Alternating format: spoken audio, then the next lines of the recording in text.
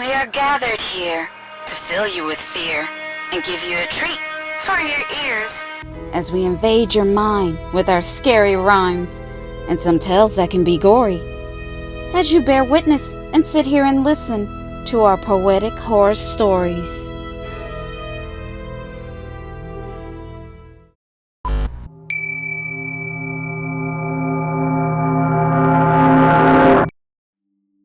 Hello PHS crew, new viewers and new subscribers. We would like to start off our video with a question today. Are we alone in the universe? Before you answer, let that just sink into your head for a moment. If you say yes, isn't that terrifying to you? Doesn't that make you sad to really think we are alone in the universe? If you say no, then where is the proof of other life forms? Where are the aliens that want to take over our world? I know this is a scary idea, and something no one wants to hear, because it's probable. The Big Bang happened billions of years ago, and in all this time we have searched the night skies, reaching out searching for life, and so far, we are the only life forms in sight. But how can this be? It just doesn't make any sense, when you really think about it. We are surrounded by a multitude of planets and stars, and not a single one has life like ours on it. Right now, for a fact, we know we are alone. We are the only living souls in the universe. If not, then where is everyone?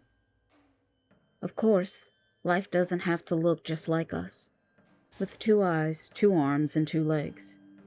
It would most likely look different and foreign to us.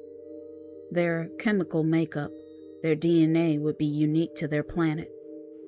But if life does exist or once existed, where are the hints, the evidence? Where are the structures of civilization, empires, cities, the remains, the imprints of life? Where is it? Something tangible that shows there was once something out there before us. Some historical record. Why is space dead silent? Even Venus and Mars, the planets closest to Earth, are barren and desolate. They too don't show proof any signs of life ever existed on it. And that's a truly scary concept. In our own solar system, the Milky Way, we don't have any neighboring life that is nearby. Every single planet surrounding us has no life. It's that weird and insane when you think about it in that perspective. And if this is truly the case, then what does life really mean? In this sea of gas giants and frozen rocky tundra of planets in our galaxies, could it mean that life is just a fluke, a rare mistake? Well, PHS crew, let's explore this topic in a deep space dive. Together, let's try to find the answer to questions. Are we really alone? But before we start our dive, can you please do us a favor? If you're new, can you please click subscribe? We are on the road to 1,000 subscribers before the end of the year 2026. It's free. It won't cost you anything. This will help our small channel grow. We would greatly appreciate it. Now, let's start the video. Hello, PHS crew. We have a question for you. Do you believe we are the only life form in the universe? Let's start a conversation in the comments below. We are dying to know.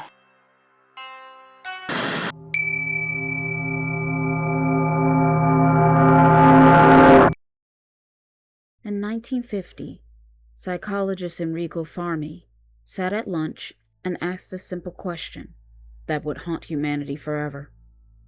Where is everybody?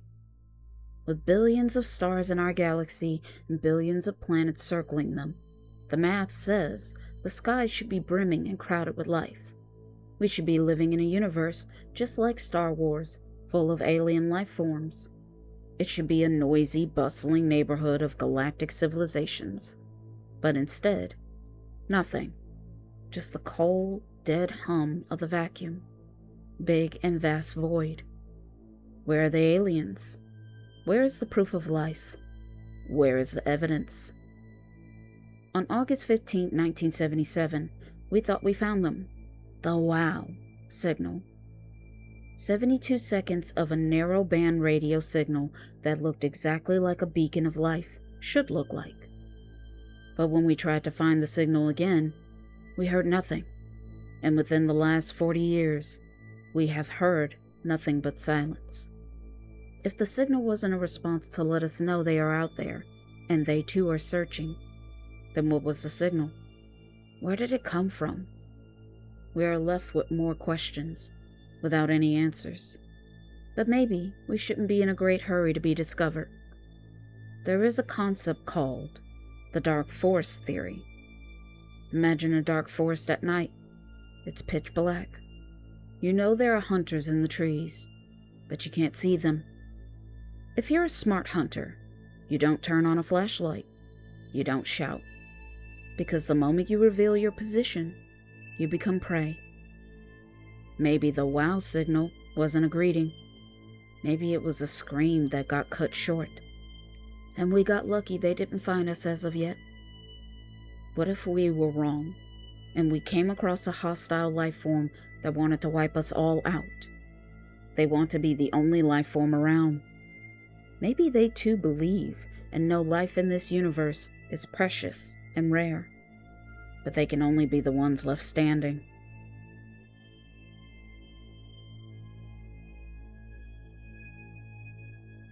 The Great Filter is a theoretical barrier in the development of life that makes intelligent, detectable extraterrestrial civilizations exceedingly rare or non-existent. It proposes that one or more steps in the evolution from abiogenesis to a spacefaring civilization are highly improbable. This concept attempts to explain the Fermi paradox by questioning why we see no evidence of alien life.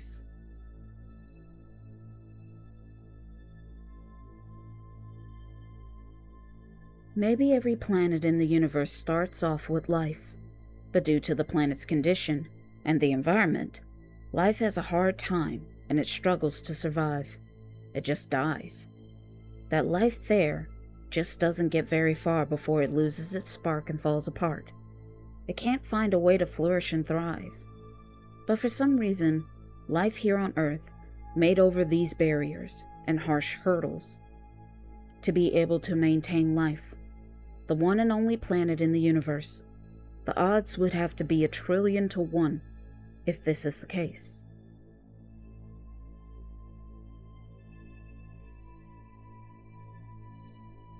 If we find structures, some form of remains, proof of civilization, if we did find a single fossil on Mars, just a tiny, dried-up microbe, it would be the worst news in human history, because it would mean that life is easy to replicate.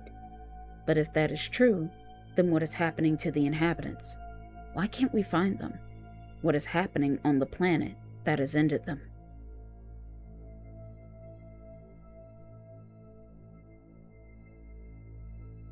One that doesn't involve filters or hunters is the zoo hypothesis. The zoo hypothesis suggests that advanced extraterrestrial life exists but intentionally avoids contacting Earth, treating our planet like a nature preserve or zoo. They watch us like we are animals. To them, we aren't peers. We are an experiment. Or worse, we're their entertainment. Imagine 1,000,000,000,000 eyes watching our wars, our heartbreaks, and our desperate attempts to signal the stars, laughing at the cosmic irony that we think we're special and that we are alone. They watch us build monuments, statues, and make sacrifices to the gods. They watch us treat each other inhumanely, in this cycle of life, never learning from our consequences and actions, because to them, we are true savages. So, are we alone? The idea that is in this vast, freezing, 3-billion-year-old theater we are the only cosmic actors? Maybe. But if this is the case, then we need to stop trying to eradicate each other. Because if we are here by design or mistake, then this shows life is special and we may only have this once in a lifetime chance. So we shouldn't blow it.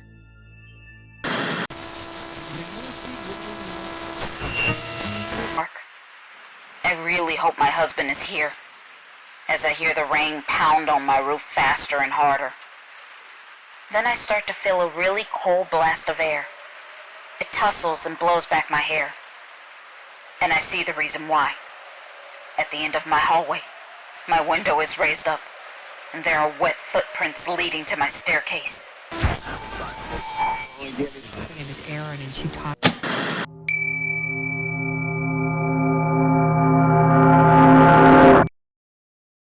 Look at your hand. You're looking at a collection of roughly 7 octillion atoms that have decided, against every law of entropy in the known universe, to cooperate. In a cosmos that favors cold, dead stillness, you are a localized riot of chemistry and electrical signals. But here's the horror. According to everything we know about physics, we shouldn't be here. We shouldn't exist. According to the biogenesis paradox, the realization that the gap between a soup of chemicals and a living cell isn't just a jump, it's an infinite chasm, and we have no idea how we crossed it. To understand the horror of life, we have to talk about entropy. The second law of thermodynamics is the universe's executioner. It states that everything moves from order to disorder. Stars burn out, buildings crumble, and heat dissipates. The universe hates complexity. Yet, life does the opposite. Life takes energy and creates hyper-order. Life is a glitch in the system. We are localized reversals of the natural decay of the universe. We are, quite literally, defying the will of the cosmos just by breathing. Imagine a hurricane blowing through a junkyard and accidentally assembling a fully functional Boeing 747. That is statistically more likely than the random assembly of the first proteins required for life. We used to think life was a magical spark or vital fluid. Then we discovered DNA. DNA isn't just biology. It's a high level of codes. It contains instructions, error correction protocols, and data storage capabilities that put our best silicon chips to shame. But where did the software come from? In any other context, if we found a string of digital code in the middle of a desert, we would assume an intelligence put it there.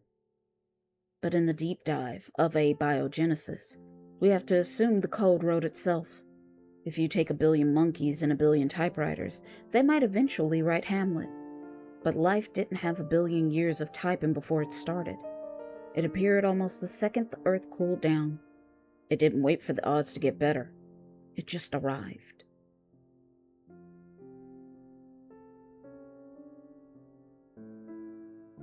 The Goldilocks zone is an idea that Earth is just right. But when you look at the math, just right starts to look like a rigged game.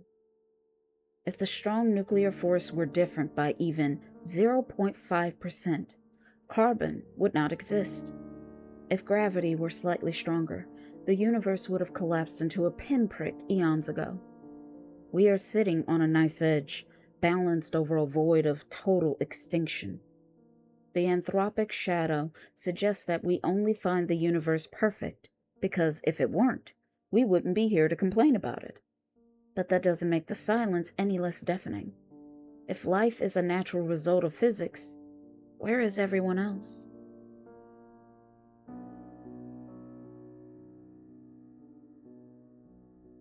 So, how can life exist? Are we alone in the universe? The honest scientific answer is, we don't know. But what we do know, we are made of molecules, cosmic space dust, and atoms. We are the creation of the universe and everything in it. That our lives were created for Earth, our planet, and against all odds in this hassled, dead space of a universe, life still strives. So, if we are alone in the universe, then we are meant to be here. We were meant to be alive. This will conclude Life Shouldn't Exist, the Fermi Paradox. We hope you enjoyed this deep space dive. If you did enjoy it, then please like, share, and comment to let us know. And if you're new, please subscribe. Again, We are trying to reach 1,000 subscribers this year for 2026. Become a part of the PHS crew. And since you made it this far, then why don't you click on the iCard? We have many original horror stories and deep dives you will enjoy. We appreciate and thank you all, and we will see you in our next video.